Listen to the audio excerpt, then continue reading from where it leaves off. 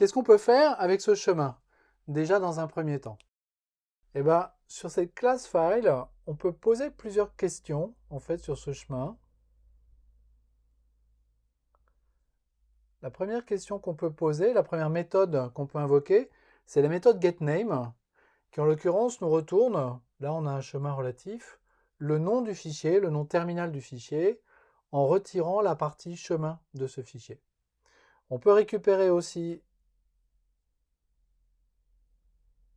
ce qui est supposé être le répertoire parent de ce chemin, en faisant getParent.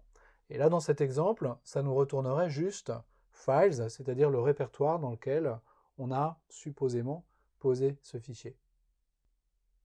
Et puis on a une troisième méthode, que je vais mettre là, qui s'appelle getPath, qui retourne en fait le contenu de ce fichier, la propriété chaîne de caractères de ce fichier. Donc ici, ce serait files/debug.log. Ces trois appels de méthode manipulent juste des chaînes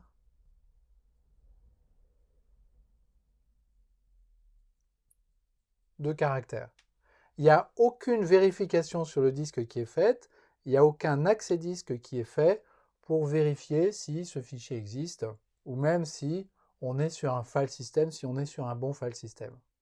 On a une quatrième méthode qui s'appelle getCanonicalPath, qui, elle, va essayer de déterminer le chemin absolu vers ce fichier. Si on a donné un fichier avec un chemin absolu, getCanonicalPath ne va rien faire, elle va juste retourner ce qu'on a donné. Mais ici, on a donné un chemin relatif, et getCanonicalPath va essayer de compléter le morceau de chemin qui se trouve avant ce chemin relatif pour en faire un chemin absolu. Alors là, il y a deux remarques à faire là-dessus. La première, c'est la notion de répertoire courant. Quand j'écris dans mon application filef égale newFile de filesDebug.log, je donne un chemin relatif, et ce chemin, il est relatif à quoi? Il est relatif au répertoire courant dans lequel s'exécute mon application. Si mon application, je la lance à partir d'un répertoire particulier, le répertoire courant, ça va être ce répertoire.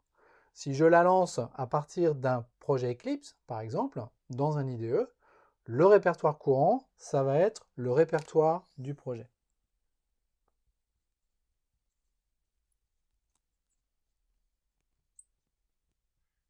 Répertoire du projet Eclipse. Alors, ce n'est pas le répertoire du workspace. Si j'ai créé un projet exercice TP dans mon workspace, le répertoire du projet, c'est bien exercice TP. Et ça, c'est le répertoire courant. Il arrive que le répertoire courant, ce soit aussi le répertoire de l'utilisateur. Ça dépend un peu des conventions qu'on peut avoir sur le système d'exploitation sur lequel on se trouve.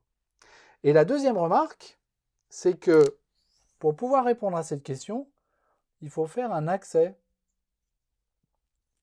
au file system.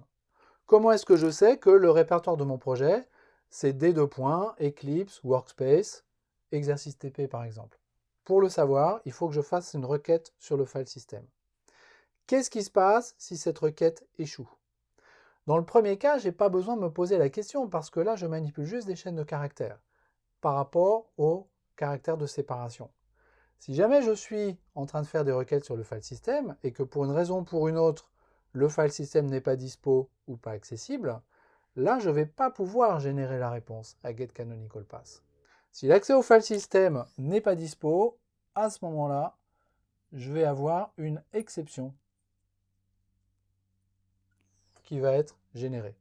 Et effectivement, si je regarde la signature de CanonicalPath, je me rends compte que cette méthode est susceptible de jeter une IO exception. GetName, GetParent, GetPath ne jette pas d'exception. GetCanonicalPath peut jeter une IO exception. Et cette IO exception, il va falloir la gérer, soit la passer au code appelant avec une clause throws IO exception ou une nouvelle exception applicative dans la méthode dans laquelle je suis, soit à l'aide d'un try-catch. Ça, c'est quelque chose qu'on va rencontrer systématiquement quand on travaille avec Java.io. Dès qu'on appelle des méthodes qui font des accès au système de fichiers, ces méthodes déclarent qu'elles jettent des exceptions, en général IOException.